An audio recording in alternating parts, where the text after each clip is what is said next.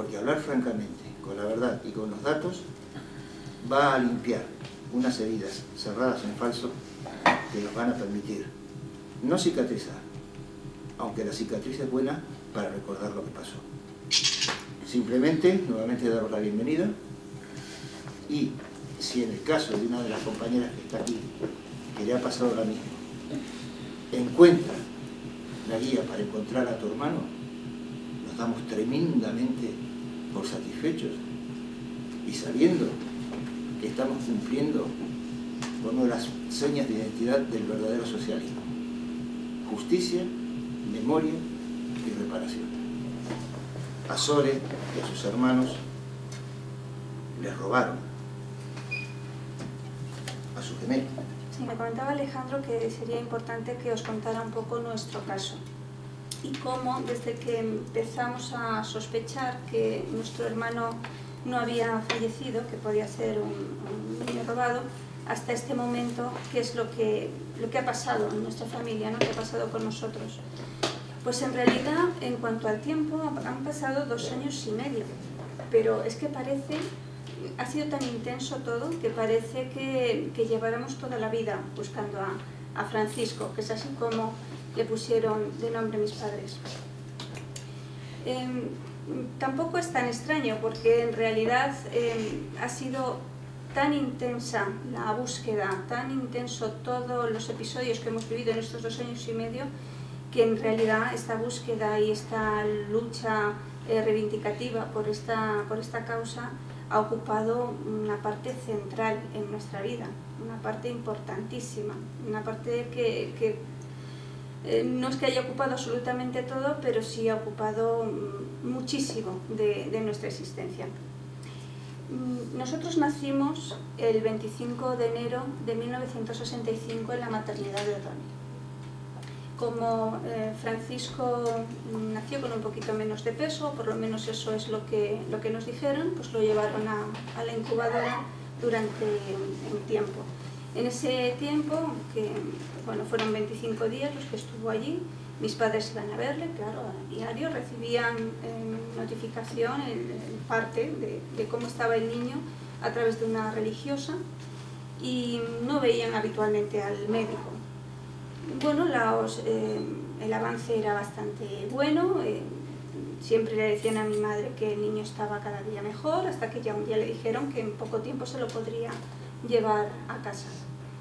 En una de las visitas posteriores a esta noticia, cuando fue mi padre, pues le dijeron que el bebé había fallecido. Y bueno, la verdad es que causó bastante sorpresa, porque si el niño iba mejorando, ¿cómo era posible que de un día para otro pudiera fallecer?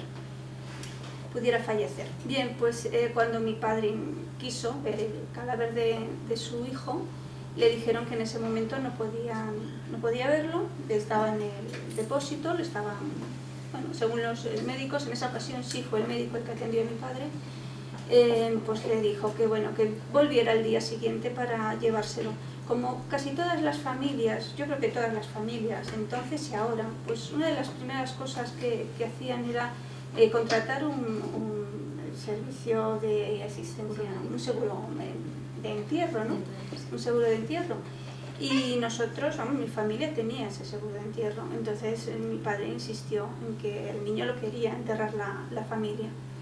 Bien, como le dijeron que volviera al día siguiente, pues mi padre regresó a casa. Bueno, pues ya os podéis imaginar la noticia y lo que causó esa noticia, ¿no? Cuando realmente lo que mi madre estaba esperando era, pues ya al día siguiente, llevarse al niño. Y bueno, pues eso causó pues una profunda desazón y desde luego algo muy trágico en aquel momento. Algo trágico que ha perdurado durante años en nuestra familia, ¿no? Como después os contaré. Al día siguiente volvió mi padre, volvió mi hermano mayor, que está por aquí, a por el cuerpecito de Francisco. Y le dijeron que no se lo podían llevar porque lo habían incinerado. La verdad es que el estupor que eso causó a mi padre fue impresionante, porque ¿cómo es posible que lo hubieran podido incinerar si no había visto el cuerpo, nadie le había pedido permiso para hacer esta incineración, ¿no? Entonces, bueno, pidió por lo menos pues, las cenizas para poder enterrar esas cenizas, y tampoco aparecieron nunca. Entonces, bueno, ni aparecía el cuerpo, ni aparecieron las cenizas, y nunca más se supo del bebé. Por supuesto, mi padre protestó, mi hermano también, y lo único que consiguieron pues, fueron amenazas y, bueno, y la insistencia del médico en que lo mejor que podían hacer era marcharse a casa, asumir la pérdida y no armar jaleo porque no convenía a nadie esa situación. En aquel momento, no podemos olvidar, estamos hablando de 1965, aunque esto, si pasó en los 80 también, la reacción podía ser la misma. En aquel momento, por centrarnos en una época, en el 65, en un año, la figura de un médico o la figura de una religiosa era algo por encima de lo humano. Eran realmente personas que se creían dioses. Y no solo se creían dioses, sino que eran figuras tan temidas que realmente la gente que estaba hablando con ellos los consideraba como tales. No eran figuras de autoridad, pero eran figuras muy, muy temidas. Y lo que ellos decían era lo que realmente valía, esa era la realidad. Pero sobre todo, además de por el miedo, también era porque no se podía cuestionar y no se podía pensar que alguien que está para cuidarte, para ayudarte a traer a tu hijo al mundo, te está cuidando a tu hijo, pues realmente te arrebatara de esa manera parte de tu vida. Era algo impensable en aquel momento. Yo creo que es algo impensable siempre, ¿no? Pero en aquel momento además se añadía el miedo a cuestionar de alguna forma cualquier decisión que se tomara. Bueno, mi padre volvió a casa, mi familia siguió adelante, claro, pero siempre con la idea de que algo muy extraño o raro había sucedido. No se podían cuestionar que el niño, en fin, no había muerto. Pues, de hecho, yo crecí pensando que Francisco había muerto. Más mi tarjeta de presentación, cuando en el colegio me preguntaban ¿y cuántos hermanos sois? Pues yo le decía, pues somos 9. Y Francisco, que se murió de chiquito, al nacer. Yo siempre decía al nacer, ¿no? Por falta de peso. Entonces, claro, cuando tú tienes esa tarjeta de presentación, y es de una manera tan reiterativa y continua, casi como, bueno, es que yo soy yo y además el hermano que no tengo, ¿no? Pues es porque algo en el ambiente hay, en el ambiente del hogar, porque algo se está diciendo día tras día, porque hay una presencia habitual, ¿no?, sobre la pérdida de ese bebé. Por eso yo siempre digo que para nosotros Francisco es la presencia de una ausencia, porque realmente siempre ha pesado muchísimo, muchísimo en nuestra vida esta pérdida. Esta pérdida. En aquel momento podíamos decir su muerte, ¿no? Ahora es una pérdida porque, bueno, después de salir todos los casos de niños robados, nosotros empezamos a escuchar noticias realmente en el 2010. Es cuando empezamos a encontrarnos de cara con todos estos casos. Y ha sido siempre tan importante la ausencia de Francisco en casa, que de manera inmediata, cuando mis hermanos vieron todos estos casos en televisión, se sintieron plenamente identificados. Se sintieron reflejados en esos hechos. Y empezaron a pensar, hablo de ellos, empezaron a pensar, porque mi caso fue totalmente diferente. Yo siempre crecí con la idea de que Francisco había muerto, y ellos no tenían nada claro lo que había pasado. ¿Por qué? Porque ellos fueron testigos presenciales, de hecho en el caso de mi hermano mayor, José, de todo lo que sucedió. Entonces una cosa es lo que uno va asumiendo a medida que va creciendo, que va escuchando, y otra cosa es ver y presenciar el hecho en sí. Entonces mis hermanos siempre pensaron que, bueno, no se sabía muerto, pues posiblemente no, pero ¿qué habrá ocurrido? ¿Habrá habido algún cambio en el hospital? ¿Algún error médico que habrá pasado? No se sabía, ¿se había extraviado el bebé? No lo sabían, ¿no? Entonces, cuando empezó a salir todo esto en televisión, mi hermana Carmen me llamó y me dijo, ¿en algún momento has pensado que Francisco estuviera vivo? Bueno, antes me dijo que me sentara, antes de hacerme la pregunta. Me dice, ¿estás sentada? Y no estaba sentada. Cuando me hizo la pregunta me senté. Porque realmente, de repente, y además como si fueran pequeños flash a la cabeza, me vino todo lo que yo decía de pequeña, todas las sensaciones que yo había tenido por la ausencia de Francisco y cómo había vivido yo toda esa ausencia. Bueno, a partir de aquí, de ese momento, nos pusimos en marcha a buscar documentación. Y lo hicimos sin comentárselo a mis hermanos, claro, porque nosotras, Carmen y yo, somos dos hermanas de los 9, el resto son varones. Y entonces, bueno, decidimos hacerlo nosotras dos y cuando ya tuviéramos algún dato más concreto, pues comunicárselo a los hermanos.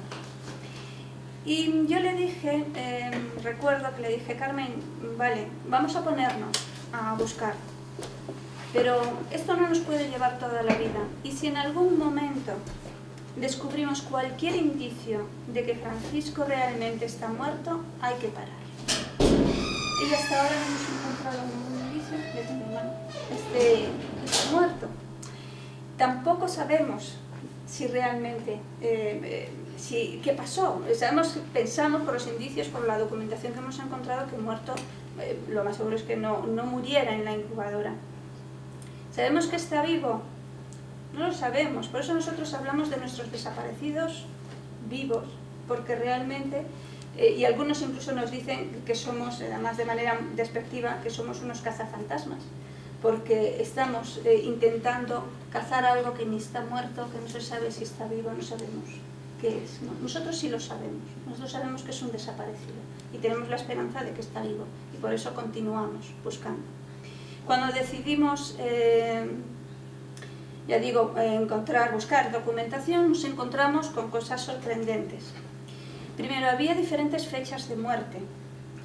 Y había algo muy interesante, y es que había un certificado de enterramiento. ¿Cómo es posible que hubiera un certificado de enterramiento cuando nada se pudo enterrar? Porque ni había cuerpo, ni había cenizas, ni había nada, ni nada. Entonces no sabemos qué fue lo que supuestamente estaba enterrado. Y además, después de 10 años de ese enterramiento, pues tenemos un documento que dice que pasó al osario, ¿no? A la fosa común. Con lo cual nosotros no tenemos ni siquiera el recurso de solicitar una exhumación, porque cuando todos estos restos pasan a la fosa común, pues ya no hay posibilidad de hacer ningún análisis de ADN. Y además sabemos que allí no hay nada, con lo cual tampoco sería algo demasiado útil. En esa documentación, en el certificado de fallecimiento, no aparece tampoco firma de colegiado, número de colegiado, firma de médico. Lo que sí aparece en los libros de asiento del hospital, libro de entrada, de salida, de acogidas, es decir, lo que son libros de administración, sí aparece el médico que estaba a cargo del bebé en la segunda planta de incubadoras, y es el doctor Villaliciaga, que es uno de los doctores que aparecen en muchísima de la documentación. Bueno, nosotros con todo esto ya nos pusimos en contacto con mis hermanos, lo comentamos todos, y en ese momento todos dijeron, efectivamente, cuando empezamos a ver estos casos, todos pensamos que teníamos que empezar a buscar, con lo cual nosotras nos encontramos que íbamos a dar una noticia novedosa, y ellos nos dijeron que ya sabían que esto había que investigarlo, porque todos reconocieron que nuestro hermano podía ser uno de los niños robados. Pusimos una denuncia. Además, nosotros hicimos una denuncia de 13 páginas porque hicimos una investigación propia de toda la documentación, y bueno, esa denuncia fue archivada por falta de delito. Vamos, no había parece ser indicio de delito, ¿no? Ausencia de indicio de delito. Entonces, cuando nosotros presentamos muchísimas evidencias de que ahí se había producido un delito, se había producido algo que tendrían que investigar. Pero esta denuncia fue archivada como otras tantísimas que están siendo archivadas. Hay miles de denuncias que se han archivado. Lo interesante, y aquí ya dejo un poco de lado nuestra historia personal, solo de lado porque continúa en el tiempo, pero ahora ya acompañada. Porque en todo el trayecto que nosotros hicimos para buscar esa documentación, para hacer la búsqueda, nos encontramos con muchísimas familias a las que les estaba ocurriendo lo mismo. Muchísimas, pero no decenas, o sea, centenares de familias, que luego se convirtieron en miles cuando entramos en las redes sociales. Miles de familias que están buscando a sus hijos, y entre ellos también, en estas personas que buscan, hay también muchísimas personas adoptadas, algunas inscritas como hijos biológicos, que también están buscando a su familia biológica, que no es la que aparece en los papeles. En este camino, en este trayecto, pudimos comprobar que hubo muchísimos casos, ya digo miles, repartidos a lo largo de muchísimos años. Encontramos casos de los 40, de los 50, de los 60, de los 70, de los 80, hasta de los 90. Y todos seguían patrones bastante similares. Una de las cosas muy interesantes que ofrece el libro de María José, esta investigación, es que efectivamente también nos reconocimos en algunos de estos casos. Es decir, que sí que hay patrones que generalizados sobre las líneas de actuación que se seguían para que estos hechos se produjeran. ¿Qué es lo que ocurre? Que en realidad, si nosotros hacemos un poco de historia y echamos la vista hacia atrás, esto no es tan descabellado, el hecho de que se produjera desde tan lejos, ¿no? Bueno, los años 40, que esto siguiera un patrón generalizado, que se diera en todo el territorio nacional. Bueno, nosotros sabemos cuál es el origen de todo esto, ya lo ha comentado Alejandro, lo ha comentado también María José. Sabemos que el origen está en el robo de los hijos de las mujeres republicanas. Sabemos que para que se pudiera producir y alargar todo esto en el tiempo, no se podía pensar que solo lo habían hecho 4 personas. Aquí estamos hablando de médicos, estamos hablando de la iglesia, estamos hablando de registros, estamos hablando de cementerios, estamos hablando de un montón de personal funcionario que tenía que estar dentro de esta situación, y además con el apoyo, o por lo menos con la connivencia de las instituciones del Estado, porque si no es imposible alargarse durante tanto tiempo y desde luego en un espacio tan grande. Ya digo que no es descabellado pensar que esto se produce porque se inicia en los años 40, no voy a contar toda la historia porque ya lo han contado ellos, y María José ha hablado muy bien de las etapas que han existido. Y bueno, lo que sí es verdad es que en el primer momento sí se podía pensar que podía producirse debido a una represión política, y que más tarde bueno, fue una cuestión si no política, sí claramente ideológica y de fanatismo religioso. Estamos hablando de la época del nacionalcatolicismo, donde todo esto se estaba produciendo, además con una impunidad absoluta, porque podían hacerlo, y que después de morir el dictador se continuó haciendo también, por otros motivos, ¿no? Porque, como decía Alejandro en la presentación, quizá la transición no fue tal, no se hizo como se debería haber hecho.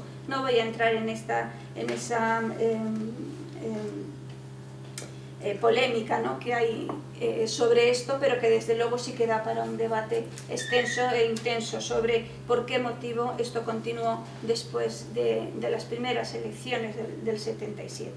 Ahí no, yo creo que ahí no se acaba posiblemente se acaba la dictadura en el 75, pero no se acaba la manera de actuar.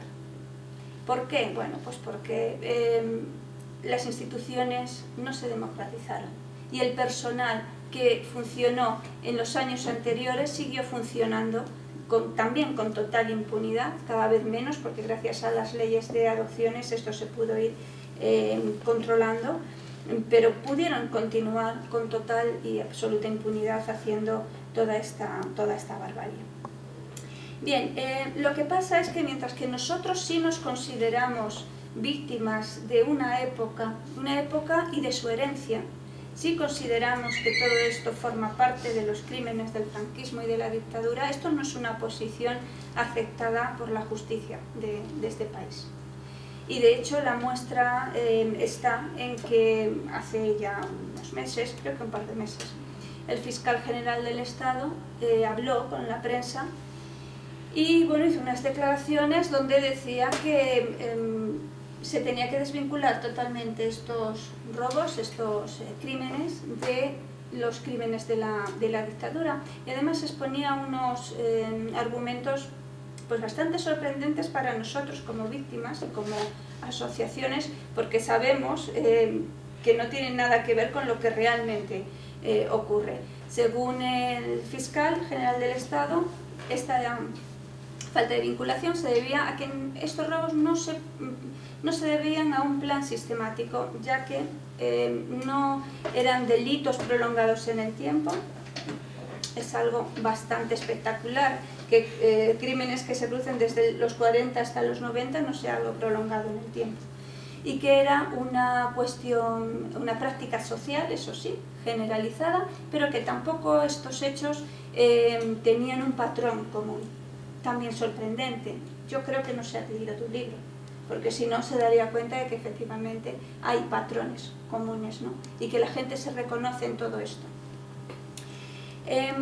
Otra cuestión que nos hace que podamos comprobar que estos delitos no quieren ser considerados como crímenes de la dictadura y que nos niegan de alguna forma su origen es el hecho de que se esté dando tanta importancia o se daba tanta importancia por ejemplo, en los medios al caso donde estaba imputada Sor María.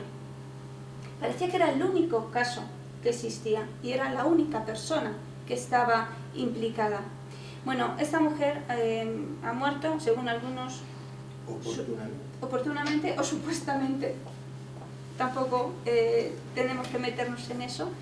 Pero bueno, vamos a suponer que sí, que está muerta, pero además es que nos da igual en cuanto a la justicia, porque ella nunca fue una gran colaboradora de la justicia, con lo cual ni fue a declarar, ni dio nunca información, con lo cual su pérdida, o la pérdida de esta mujer, no nos afecta para nada en el hecho de que esto avance o no avance demasiado, porque además repito, parece que todo estaba centralizado un poco en ella. Hay más imputados en España. Lo que ocurre que en Madrid sí era, en aquel momento por lo menos, en el momento de su fallecimiento, la única que, a través de la cual se podría haber sacado algún pequeño hilo. Pero bueno, el hecho de que los medios de comunicación se centren tanto en un solo caso, en una sola imputada, el hecho de que el fiscal general del Estado diga que esto no tiene vinculación porque no siguen un patrón generalizado, en fin, todo esto lo que a nosotros nos hace pensar es que la justicia está queriendo ir por otra vía. Esa otra vía, de hecho, es que ni existe, porque todas las medidas que está tomando el Ministerio de Justicia tienen que ver con la vía administrativa, que tampoco tenemos nada claro que nos vaya a solucionar gran cosa, ¿no? Porque lo que parece ser que una de las medidas que está tomando es la oficina. El martes tuvieron nuestros representantes una reunión y bueno, es una oficina donde las asociaciones poco o nada tenemos que hacer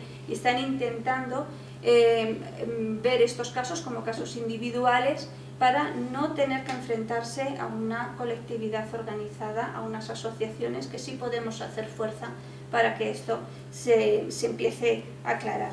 Bien, ¿qué es lo que ocurre? Bueno, cuando nosotros vemos todo esto, nos encontramos con todas estas familias, decidimos montar una asociación, la asociación que ha mencionado Alejandro, Todos los niños robados son también mis niños, precisamente y justo con la idea que él estaba mencionando, porque nosotros podemos ser víctimas, pero todos somos afectados, toda la sociedad.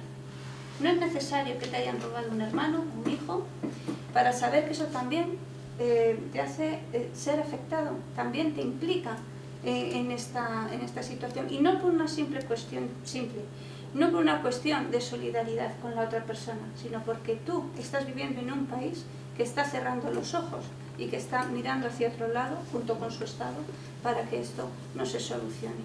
Eso realmente es tan complejo, tan complicado de aceptar, que sabemos que no todo el mundo está de acuerdo en que todo esto salga a la luz, por muchos motivos, ¿no? Una de las cosas, pues por las vinculaciones políticas y por las repercusiones y consecuencias que puede dar lugar una investigación en profundidad. Por eso pensamos que la investigación que se está haciendo aquí es nula, absolutamente, y desde luego no lleva a ningún resultado. Nuestra asociación se montó, aún sabiendo que había muchísimas asociaciones, para poder encauzar una movilidad social, una campaña de concienciación social que hiciera que todo el mundo se pudiera implicar en todas las búsquedas. Y cuando vimos que aquí poco o nada se podía hacer, pues dimos un paso más. Dimos un paso más que ha mencionado María José, que es la querella argentina. Participamos en esta acción jurídica que para nosotros es importante porque nos ha devuelto la esperanza y nos ha devuelto la ilusión de que es posible conseguir algo, es posible averiguar realmente qué sucedió. Es triste realmente que algunos de las víctimas nos acusen de estar politizando todo este tema. Bueno, en realidad también es una postura política acusarnos de estar politizando, es decir, aquí no hay una actitud neutra, o luchas o no luchas, y si luchas pensando que hay una repercusión o alguna cuestión política en medio, vale, de acuerdo, tienes una posición, pero también el que piensa que no, también la tiene. Cuando digo que es triste es porque bastante gente considera que nos deberíamos quedar aquí en España e intentar que se solucionara aquí, pero es que realmente aquí no encontramos ninguna vía, excepto la vía administrativa, que tampoco es demasiado fiable para poder solucionarlo. Cuando se nos presentó la oportunidad de entrar en la querella, lo hicimos. Y estamos muy contentos y muy orgullosos de haberlo hecho. Estamos trabajando muchísimo con la Red Ciudadana de Apoyo a la Querella Argentina, la Red Aqua. Y no solo estamos nosotros, están también otras 9 asociaciones de víctimas por el robo de niños. Y lo que esperamos encontrar es que por fin se pueda averiguar la verdad de lo que sucedió y que por fin se haga justicia. Y esa es nuestra reparación. Nosotros realmente no pedimos más. ¿Con esto vamos a conseguir encontrar a nuestro hermano? ¿Vamos a conseguir encontrar a otros niños, que era lo que nosotros nos propusimos cuando hicimos la asociación? No solamente buscar a nuestro hermano, sino ayudar a todas las familias a que quisieran venir con nosotros para localizar a su hijo desaparecido o aquella persona que quisiera encontrar a su familia biológica. ¿Lo vamos a conseguir? Pues no lo sabemos. Lo único que sabemos es que debemos hacer lo que se debe hacer, y es seguir intentando que esto se solucione. Y además, porque pensamos que esa verdad y esa justicia que nos va a dar una reparación de alguna forma, esa reparación es la que no han tenido los miles de niños ya adultos que han vivido toda su vida con una falsa identidad. que no saben quiénes son sus familiares biológicos, sus orígenes, no saben sus orígenes. Es demasiado trágico decir que una persona no sabe su origen. Pues hay miles de personas que no saben cuáles son sus orígenes. Y también esa reparación no la consiguieron tener muchos padres, entre ellos los nuestros, que murieron engañados y murieron sin saber la verdad y sin obtener justicia. Y nosotros seguiremos luchando, como familia, como víctima, como asociación, por ellos y por todos nosotros también.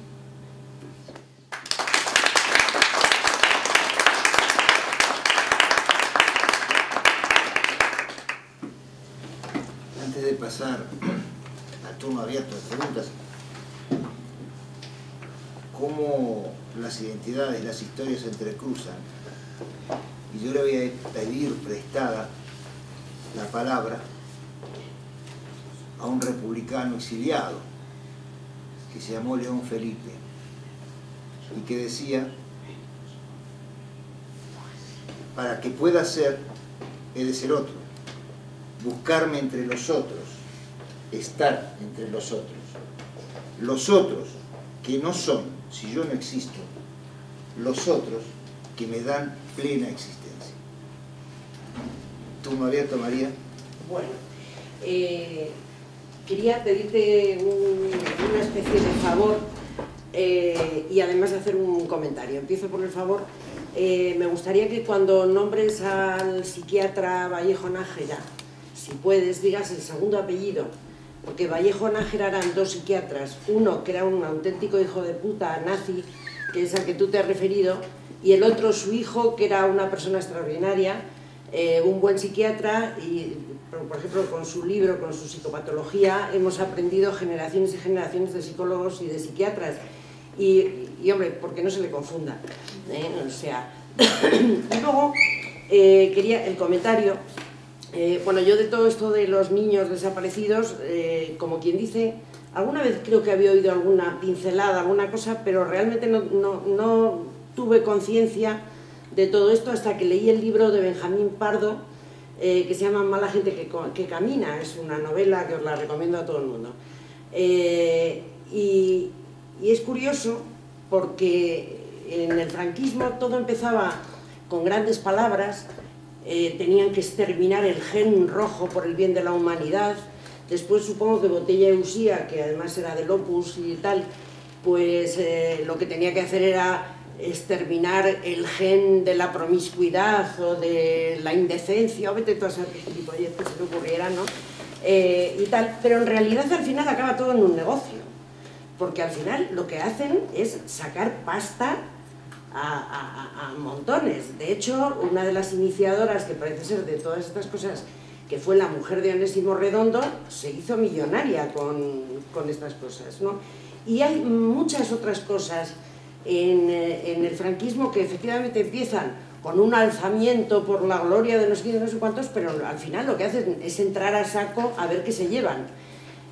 Hoy vemos además cómo sus herederos siguen en las mismas.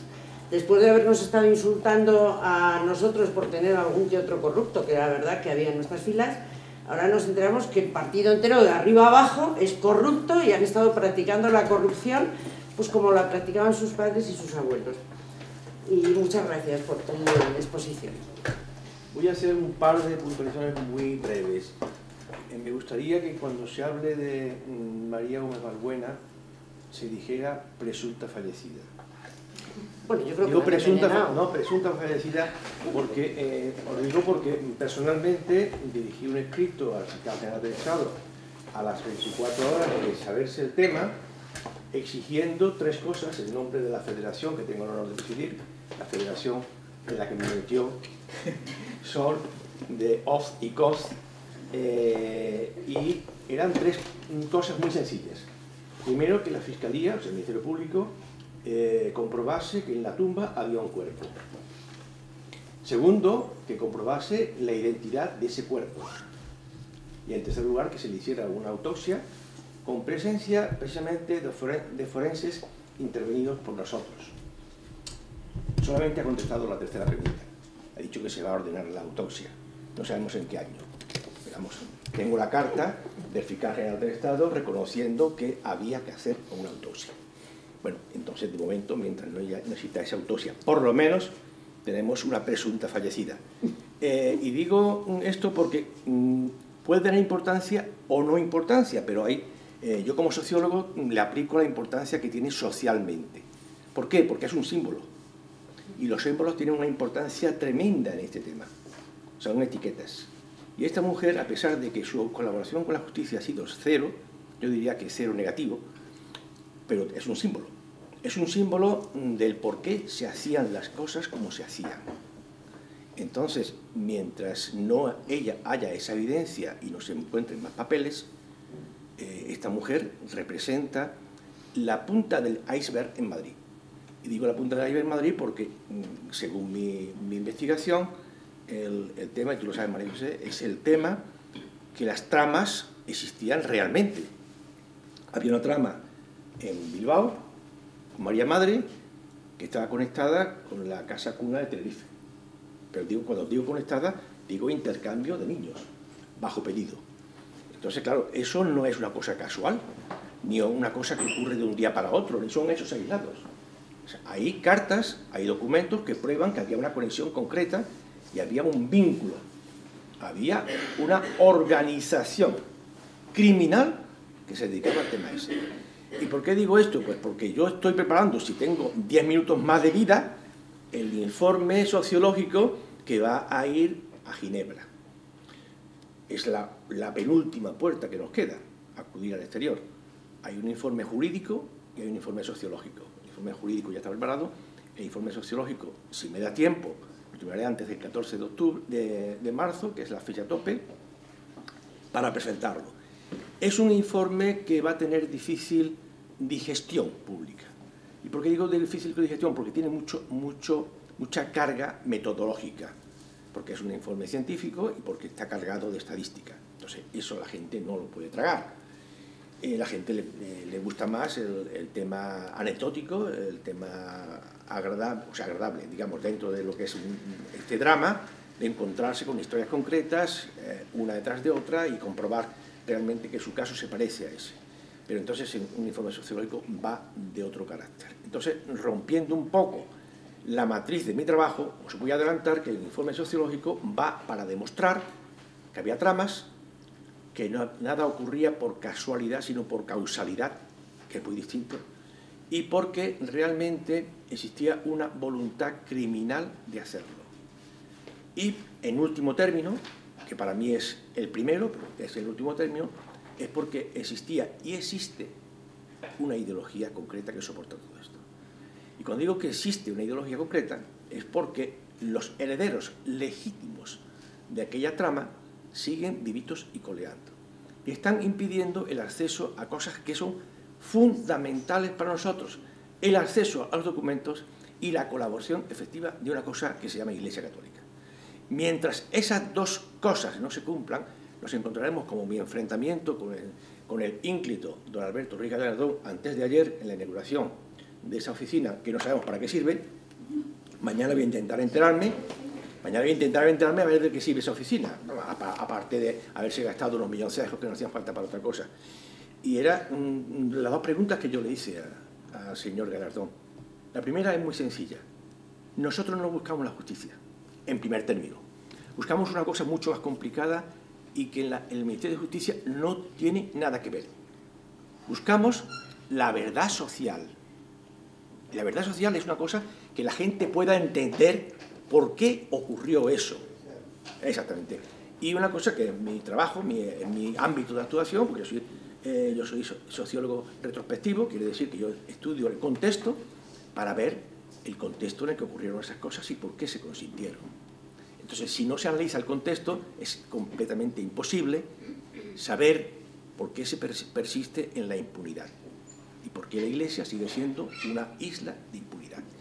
Y cuando le pregunté la segunda pregunta, le dice, nosotros venimos aquí a hacer preguntas, señor ministro, no a dar respuestas, la respuesta la tiene que dar el ministro. Nosotros no tenemos aquí a hacer cuestiones.